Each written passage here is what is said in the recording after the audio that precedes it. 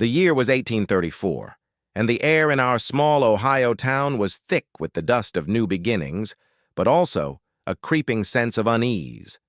I was just a scrawny lad of 11, named Caleb, with a mop of unruly brown hair and eyes that saw far too much for my tender age. My world revolved around the bustling general store Pa owned and the looming, silent presence of the Convent of St. Bridget on the hill just beyond the edge of town. It wasn't a grand, sprawling place like some convents you hear about in the old country, but a modest stone building surrounded by a high, unadorned wall with a small, well-tended garden within. The convent had been built only a few years prior, funded by a wealthy benefactor from the East who sought to establish a place of quiet contemplation and charity in the burgeoning frontier. 12 nuns had arrived then, 12 healthy women, their faces serene, their habits a stark contrast to the rough-spun clothes of our townsfolk.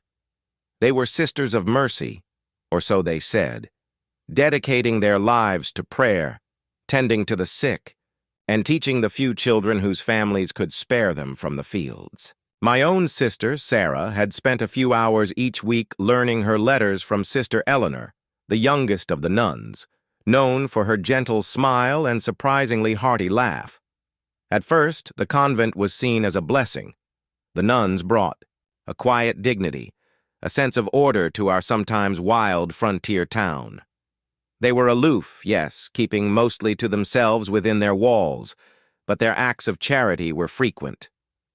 Baskets of bread and vegetables from their garden would appear at the doors of the neediest families, and Sister Agnes, the Mother Superior, with her piercing gaze and unyielding demeanor, would sometimes visit the infirm, offering prayers and herbal remedies.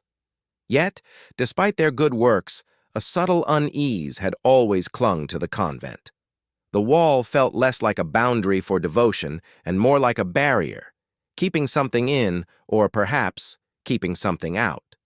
Pa, a pragmatic man who trusted what he saw with his own eyes, often mused about the convent's strange quietness. "Never see much coming or going from there, Caleb," he'd say, polishing the counter. "Like they're living in their own world." He wasn't wrong. The only consistent visitor was Father Thomas, our parish priest, who went to hear confession and administer communion. He was a kindly, somewhat portly man, always smelling of pipe tobacco and old books, but even his visits to St. Bridget's seemed different from his other duties. He'd emerge from the convent gates looking pale and thoughtful, his usual cheerful demeanor replaced by a solemn quiet. The townsfolk, in their idle moments, would sometimes share hushed theories. Some said the nuns were too strict, their rules too severe. Others whispered of ancient curses brought from the old country, or of secret riches hidden within the convent walls. Children, myself included, often dared each other to creep closer, to the wall at night, listening for any sound. But there was rarely anything but the rustle of wind through the tall pines and the distant hoot of an owl. The silence itself was chilling. Then came the first sickness. It was Sister Mary, one of the older nuns, who was taken ill. She was robust, known for her tireless work in the garden. But one morning, she simply didn't appear for morning mass.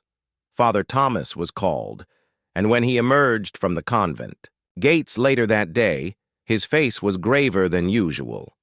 He spoke of a sudden fever, a rapid decline. Within 2 days, Sister Mary was dead. It was sad, of course, but people fell ill. It was a common occurrence on the frontier. But then, less than a week later, Sister Clara, another of the 12, succumbed to a similar swift illness. Then Sister Margaret.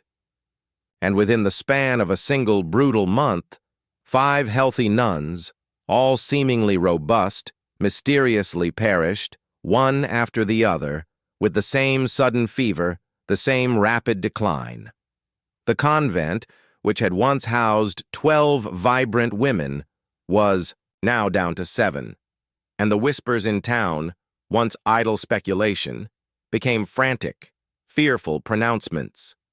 "It's a plague," some cried, remembering tales of old epidemics. But it wasn't a plague. No one else in town fell ill, not with the same rapid, consuming fever. The townsfolk, though worried, remained healthy. It was only within the convent walls that this swift, unseen hand was at work. Father Thomas grew thinner, his cheerful demeanor replaced by a constant, haunted look. He visited the convent daily, sometimes staying for hours, emerging, looking, utterly drained. He spoke of the nuns' pious deaths, of God's mysterious will, but his eyes, when they met ours, held a deep, profound sorrow that contradicted his words. My sister Sarah stopped going for her lessons. She said Sister Eleanor, her favorite, had grown thin and pale, her gentle smile replaced by a haunted, faraway look. Mother Superior Agnes, however, remained a figure of unyielding authority. She issued pronouncements from behind the convent walls, dismissing the town's fears as baseless rumors, assuring everyone that the sisters had died of natural causes, of a fever from the damp. But her voice, though firm, seemed to lack its usual conviction, and I saw her one day, through a gap in the heavy convent gates, standing alone in the silent garden, her back to me, her shoulders trembling slightly, as if she too carried a terrible, unspoken burden. The funerals were simple, quiet affairs. The deceased nuns were buried in the small, consecrated plot within the convent walls, their graves marked by simple wooden crosses. I watched from a distance, my stomach churning with a cold dread. 5 crosses. And still, the convent stood, silent and foreboding on the hill. The town's initial fear of contagion had been replaced by a deeper, more chilling apprehension. What was truly happening within those stone walls? What mysterious affliction was claiming the lives of these healthy women, one by one, leaving a trail of quiet graves and unanswered questions? My sister Sarah, who now spent her days helping Ma at the store, refused to speak of the convent. Her eyes would widen, and she would quickly change the subject if anyone mentioned it. But I saw the fear in her gaze, a fear that mirrored my own. The convent of St. Bridget, once a symbol of peace and piety, was becoming known by a new, chilling name in our town, whispered behind closed doors: the Convent of Death. And I, Caleb, felt a growing certainty that the true story of how 12 healthy nuns mysteriously perished was far more sinister than any fever.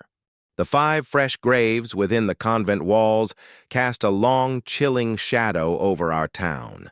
The silence that had always clung to St. Bridget's now felt heavier, pregnant with unspoken questions. No one spoke of it directly anymore, not outside, the privacy of their homes. But the fear was a tangible thing, settling over Havenwood like the thick Ohio fog that sometimes rolled in from the river. Pa, always a man to trust his instincts, began to avoid looking towards the convent hill altogether. He kept Sarah closer, his eyes constantly scanning the street, as if expecting the unseen affliction to come creeping down from the stone walls. Father Thomas, our kindly priest, was wasting away. His once ruddy cheeks were hollow, his eyes sunken and bloodshot, and he coughed constantly, a dry, hacking sound that seemed to echo the very malaise of the convent. He still visited St. Bridget's daily, sometimes twice, his shoulders more slumped with each passing day. When he emerged, his face was a mask of utter exhaustion, his cassock looking too large for his shrinking frame. He would immediately head to the church, disappearing into the confessional for hours, as if seeking his own absolution for a sin too great to name. My sister Sarah, who had once adored Sister Eleanor, now shuddered at the mention of her name.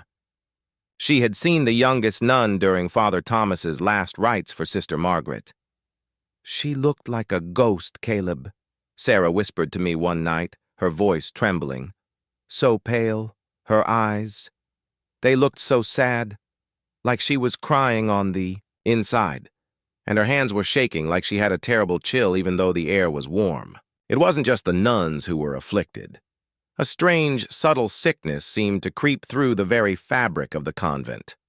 The once vibrant garden, tended with such care, began to wither, its plants turning yellow and brown even in the height of summer. A faint, cloying odor like damp earth mixed with something sickly sweet, sometimes wafted from the convent gates, a scent no one could quite place, but which left a lingering unpleasantness in the air. The well water from the convent, which had once been famed for its purity, now tasted subtly off, metallic and bitter. I often found myself drawn to the convent wall, a forbidden curiosity compelling me closer. I'd press my ear against the cold stone, listening. Sometimes I heard faint, mournful chanting, not the joyful hymns from our church, but a low, sorrowful dirge. Other times I heard muffled thuds like something being moved or perhaps dropped, and once, late at night, I heard a faint, high-pitched scream that was quickly stifled, a sound that made my blood run cold. I scrambled away from the wall, my heart hammering, convinced that the air itself was crying out from within those silent walls. The town, desperate for answers, clung to any explanation. Some blamed the new, damp climate of the frontier, saying the nuns weren't accustomed to the Ohio winters. Others pointed to some unknown disease carried in the river water, though no one else in town fell ill. But these were just words, thin, coverings over a profound, gnawing fear. How could healthy women, sequestered behind thick stone walls, die so mysteriously, one after another, while the rest of the town remained untouched? Then the sixth nun fell ill. Sister Agatha, the convent's robust baker, known for her strong arms and hearty laugh. Her sickness was even more rapid, more violent than the others. Father Thomas spent the entire night within the convent, emerging, at dawn looking utterly ravaged, his face etched with a deeper sorrow than ever before. He delivered Sister Agatha's eulogy himself, his voice cracking with each word, his eyes red-rimmed and swollen. He spoke of her piety, her unwavering faith, but the words felt hollow, devoid of true comfort. When he closed his Bible, he looked directly at the townsfolk gathered, his gaze sweeping over us, and I saw a flicker of something in his eyes, not just grief, but a profound, almost desperate warning. After the funeral, Father Thomas disappeared into his rectory. He didn't come out for days. My pa went to check on him, finding him on his knees before his own altar, clutching a crucifix, muttering prayers in Latin, his body trembling. Pa said he looked like a man fighting against an invisible demon, worn down by a burden too heavy for one soul. One evening, unable to shake the convent's pervasive dread, I followed Father Thomas as he made his daily visit to St. Brigid's. I hid behind the thick pines that lined the path, watching as he approached the heavy wooden gates. This time, instead of being opened for him by one of the remaining nuns, he had to knock. After a long moment, a small, thin grating opened, and I saw the pale, drawn face of Sister Eleanor. Her eyes, once bright and full of life, were shadowed, her cheekbones sharp beneath translucent skin. She looked like a wisp of a nun, almost ready to vanish herself. Their conversation was hushed, but the wind carried fragments of their words to my ears.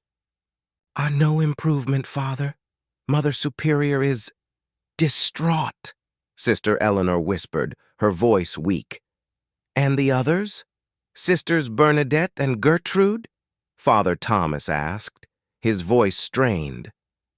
"They are confined to their cells, Father.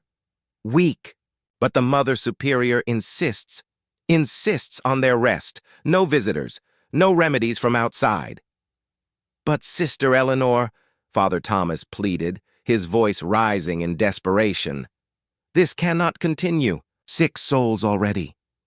Their vital signs, their sudden decline. It is not natural. I must bring a physician. We must understand what is happening." Sister Eleanor shook her head, a gesture of profound sorrow and resignation. "Mother Superior's will is God's will, Father. She has forbidden it. We are to trust in prayer. She says, She says it is a test of our faith, a purification. A test of faith? Purification? The words sounded chillingly hollow coming from Sister Eleanor's frail lips. Father Thomas let out a desperate sigh. "Tell her," he said, his voice heavy with a terrible conviction. "Tell Mother Superior that I have seen enough. This is no test of faith. This is something else entirely. I fear for your souls, sister. All of you." He turned, his shoulders slumped, and walked away from the convent gates, leaving Sister Eleanor to close the grating with a soft click that sounded like a coffin lid. He didn't even go inside. It was clear he was forbidden entry, or perhaps refused to enter under the current conditions. I watched him go, a new, terrible understanding blossoming in my young mind. It wasn't just a mysterious fever. Mother Superior Agnes was deliberately preventing outside help. She was holding the remaining nuns captive to whatever was happening inside those walls. What kind of purification claimed healthy lives with such brutal efficiency? A chill that had nothing to do with the cool evening air settled over me. The convent of St. Brigid was not just a place of quiet contemplation. It was a prison and a graveyard. And the true story of how 12 healthy nuns mysteriously perished was rapidly unfolding into something far more sinister than any fever or damp climate. It was a silent, terrifying secret, shrouded in pious words and stone walls. And I, Caleb, felt a growing, desperate need to uncover it before it claimed the last of the Sisters of Mercy. The conversation I overheard between Father Thomas and Sister Eleanor, chillingly pieced together by the wind, ignited a desperate fire within me. "Mother Superior's will is God's will," Sister Eleanor had said, her voice a hollow echo. "She says, it is a test of our faith, a purification." But Father Thomas's response resonated deep in my bones. "This is no test of faith. This is something else entirely." My young mind, though still grasping for full understanding, now knew one terrifying truth. Mother Superior Agnes was not just misguided. She was keeping the remaining nuns imprisoned, allowing them to succumb to whatever was plaguing the convent, all under the guise of piety. The convent of St. Brigid was becoming a meticulously controlled tomb. The fear in town sharpened, turning from vague apprehension to a more defined dread. People no longer just whispered about the fever. They whispered about Mother Superior Agnes. Her unwavering resolve, once admired, now seemed cold and unfeeling. Even the most devout parishioners began to question her actions, or rather, her inaction. Why no outside physicians? Why no remedies? Why the absolute secrecy behind those high walls? But no one dared voice these concerns too loudly. The Mother Superior wielded a silent, powerful authority, and the Church, through Father Thomas's tormented silence, seemed to support her. Father Thomas himself, after his desperate plea to Sister Eleanor, seemed to lose his fight. He stopped his daily visits to the convent entirely. He still held Mass, but his sermons were delivered with the flat, emotionless tone of a man reciting words he no longer believed.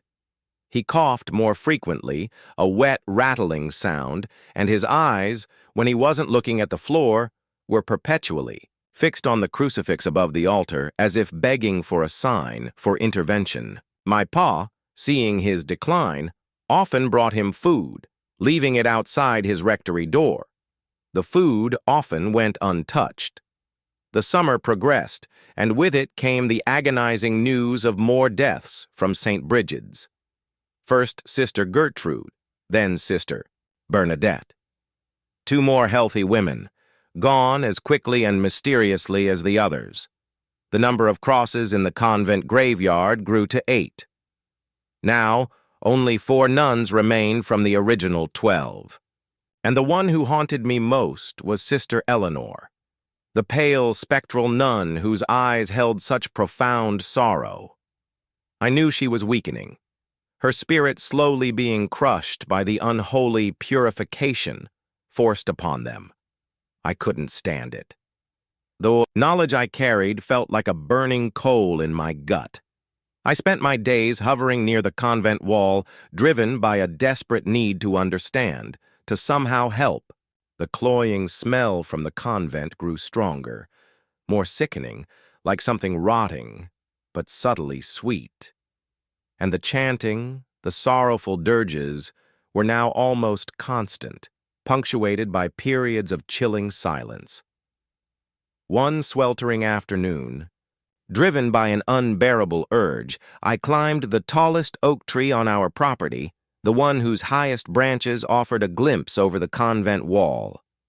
From my precarious perch, hidden by the thick summer leaves, I could see the inner courtyard. It was overgrown, neglected, a stark contrast to the meticulously kept gardens of the past. The small cemetery, with its row of 8 stark crosses, stood out like a festering wound.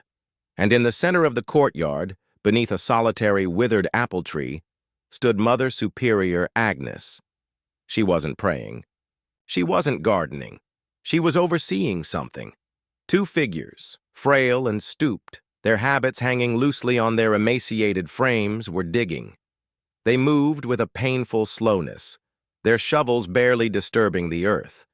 It was Sister Eleanor and Sister Veronica, the oldest surviving nun, who was known to be frail even before this sickness began. They were digging a new grave. My breath hitched. Another one. Mother Superior. Agnes stood over them, her back straight, her face a grim, unyielding mask even from this distance. She held a small, dark object in her hand, something I couldn't quite make out. She didn't offer comfort, didn't seem to participate in the labor. She simply watched, a silent, implacable overseer. As I watched, a shudder ran through Sister Veronica's body. She stumbled, dropping her shovel, and collapsed to the ground, a heap of black cloth against the churned earth. Sister Eleanor immediately knelt beside her, a desperate cry escaping her lips, her hands fluttering over Sister Veronica's still form. But Mother Superior Agnes remained impassive. She merely stepped forward, picked up the dropped shovel, and handed it to Sister Eleanor, who, with a visible effort, resumed her digging, tears streaming silently down her pale cheeks. It was a chilling scene of profound cruelty, a silent murder taking place before my very eyes. I watched, horrified, as Sister Eleanor, alone now, continued to dig the grave for her fallen sister. The sun beat down relentlessly. Mother Superior, Agnes never moved, never offered assistance. It was clear.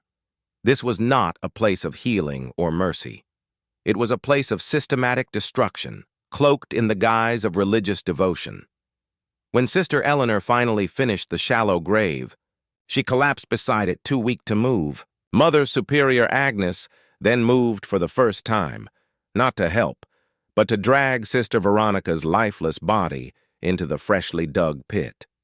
It was a brutal, undignified burial, done with a cold efficiency that sent shivers down my spine. The earth was quickly mounded over, another crude cross planted, bringing the total to 9.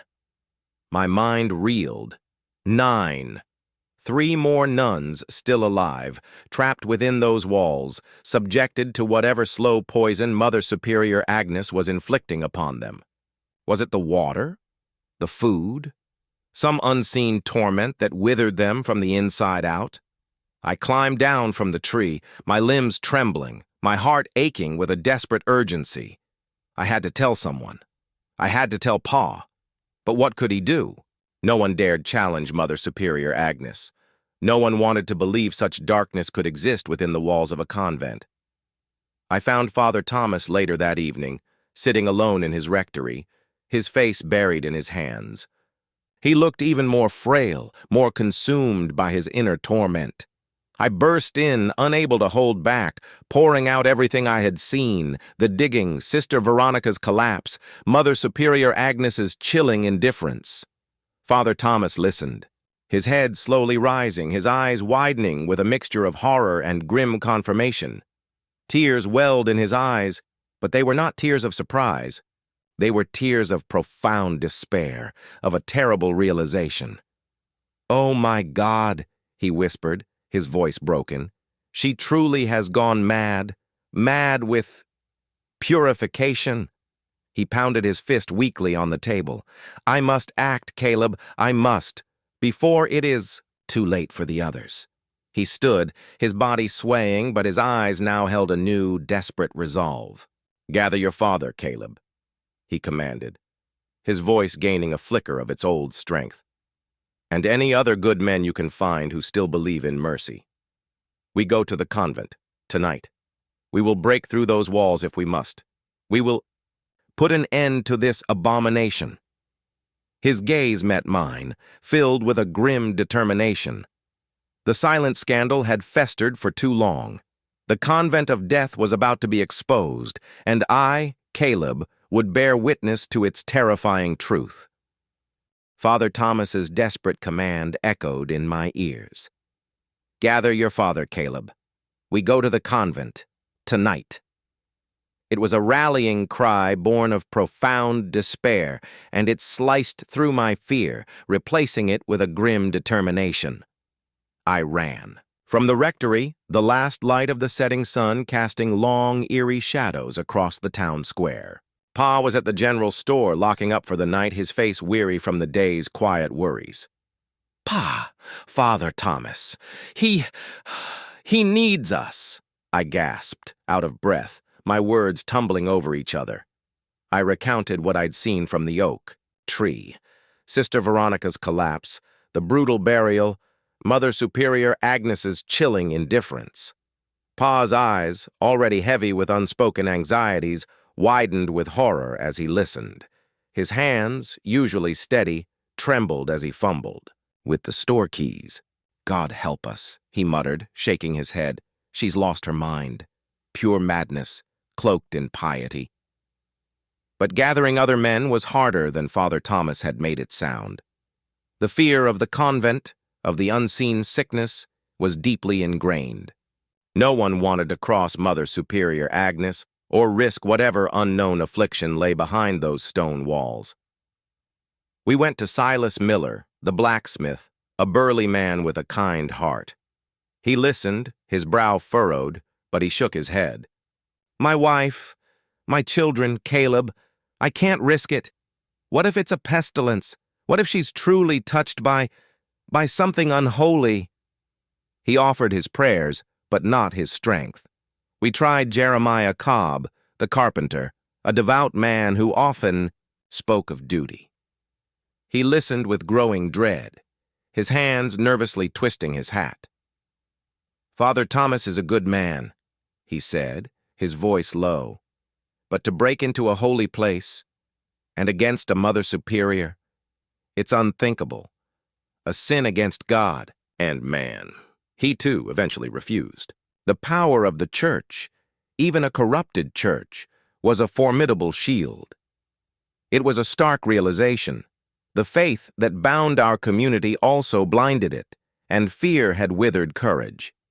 It was only after an hour of desperate pleas, of Father Thomas's own gaunt face appearing at their doors, whispering desperate words of lost souls and divine judgment, that a handful of men, perhaps 5 or 6, finally agreed.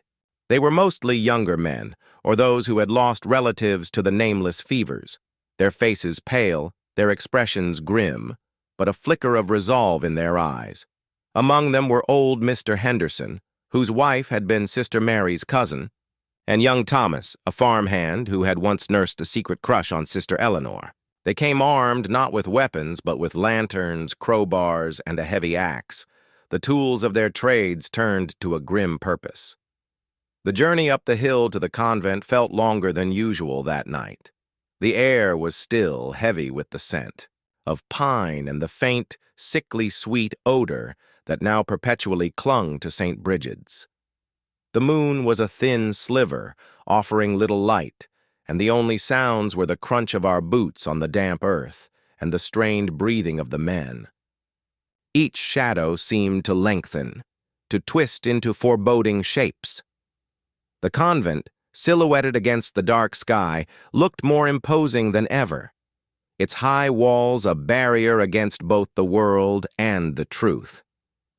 As we neared the heavy wooden gates, the mournful chanting from within the convent grew clearer, a low, sorrowful drone that chilled me to the bone. It was Sister Eleanor's voice, frail but unwavering, leading the dirge. Father Thomas stopped, his face etched with pain. "They are praying for the dying," he whispered, his voice thick with emotion. "Or perhaps for their own deliverance." He approached the gates, his small band of men behind him, their faces resolute. He hammered on the thick wood, his knuckles rapping loudly in the quiet night. The sound echoed, a startling intrusion into the convent's silent world. After a tense moment, the small grating opened. Sister Eleanor's face, even more gaunt than before, appeared in the opening, her eyes wide with shock and fear. "Father." "Thomas, what is it?" she whispered, her voice barely a breath. "Sister Eleanor," Father Thomas said, his voice firm though tinged with desperation. "I know. Caleb has told me what he saw. We are here to help you, to put an end to this madness." Sister Eleanor's eyes darted past him to the men behind, a flicker of hope, then raw terror crossed her face. "You cannot! Mother Superior, she forbids it! It is God's will!" "No, sister," Father Thomas countered, his voice rising. "This is not God's will. This is an abomination. Where are Sisters Martha and Anne? Are they still alive?" A profound sorrow washed over Sister Eleanor's face. She shook her head, tears silently streaming down her cheeks. They joined our Lord this morning, Father, before Vespers. Only I remain. And Mother Superior." My heart sank. 10 nuns gone. Only 2 left from the original 12. Sister Eleanor, a ghost of her former self, and Mother Superior Agnes, the architect of this tragedy. "Then all the more reason to enter," Father Thomas commanded, his voice trembling with fury and despair. "Open the gates, sister, or we will break them down." Sister Eleanor hesitated, her gaze flickering between Father Thomas and the heavy wooden gates that were her prison. The chanting from within the convent ceased abruptly. A chilling silence descended. Then slowly, with a profound sigh that seemed to carry the weight of all the sorrow within those walls, she unlatched the heavy bolts. The gates groaned open, revealing the dark, overgrown courtyard within. The sickly sweet odor hit us immediately, stronger now, almost suffocating. The air was thick with it, mixed with the dampness of neglected stone and something metallic, like old blood. The courtyard, once a place of serene beauty, was a desolate mess, strewn with dead leaves and withered plants. And in the center, beneath, the withered apple tree, stood Mother Superior Agnes, her back to us, a silent, unmoving sentinel over the row of newly planted crosses. 11 now. Father Thomas entered first, his steps slow but determined. The men followed, their faces pale, clutching their tools, their fear palpable, but overshadowed by a shared sense of righteous indignation. I, a small boy, slipped in behind. Pa, my eyes fixed on the chilling scene before us. This was it, the convent of death, finally exposed, and the true horror of how 12 healthy nuns mysteriously perished was about to be laid bare, not by fever but by a chilling, deliberate malice that had festered in the name of false piety. The truth was finally at hand. The heavy wooden gates of St. Bridget's groaned shut behind us, plunging us into the convent's oppressive silence. The sickly sweet odor, now mixed with the metallic tang I'd grown to dread, intensified, clinging to our clothes and burning in our nostrils. The courtyard was a desolate sight, withered plants and dry leaves scattered across the cracked earth, and the row of 11 crude crosses stood like skeletal fingers pointing to the sky. And in the center, beneath the gnarled, dying apple tree, Mother Superior Agnes stood, her back ramrod straight, a silent, unmoving sentinel over her gruesome work. Father Thomas walked slowly, deliberately towards her, his frail body radiating a surprising strength, born of righteous fury. The men followed, their faces pale, clutching their crowbars and axe, their resolve hardening with each step into this house of horrors. I, a small boy, clung to Pa's leg, my eyes wide, taking in every chilling detail. As Father Thomas approached, Mother Superior Agnes slowly turned. Her face, usually so severe, was now utterly blank, devoid of emotion, her eyes like cold stones. She held nothing in her hands, but her gaze, when it settled on Father Thomas, was a terrifying blend of defiance and a chilling, vacant piety. "Father Thomas," she said, her voice a low, raspy whisper that carried unnaturally in the still air, "you trespass. You desecrate this holy ground. You defy God's will." God's will. Father Thomas's voice trembled, but his words were firm. "Sister Agnes, you have committed an abomination. 11 souls, pious women, dead by your hand or by your cruel neglect. This is not purification. This is murder." Mother Superior Agnes's lips thinned, but her expression remained disturbingly calm. "They were weak, Father. Their faith was not strong enough to endure the test. The Lord demands absolute devotion, absolute purity. They harbored impurities, sins of the flesh, sins of the mind.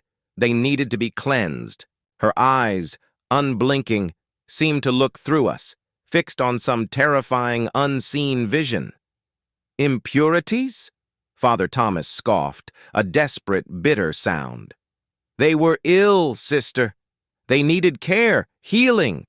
You denied them that. You forbade physicians, locked them away, left them to perish. It was their journey to salvation," she insisted, her voice gaining a chilling fervor. "Their ultimate sacrifice. Through suffering, they found grace. Through hunger, they found spiritual nourishment. Through thirst, they found the living water of Christ. And through the release of their earthly bodies, their spirits ascended, cleansed and pure." The men gasped, a collective shudder running through them. Her words, delivered with such cold conviction, twisted the very meaning of faith into something monstrous. Pa gripped my hand tighter, his knuckles white. "And Sister Eleanor?" Father Thomas demanded, his voice cracking with emotion. "She is barely alive.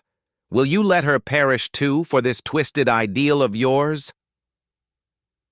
Mother Superior Agnes finally looked toward Sister Eleanor, who stood trembling behind Father Thomas, a fragile, almost translucent figure.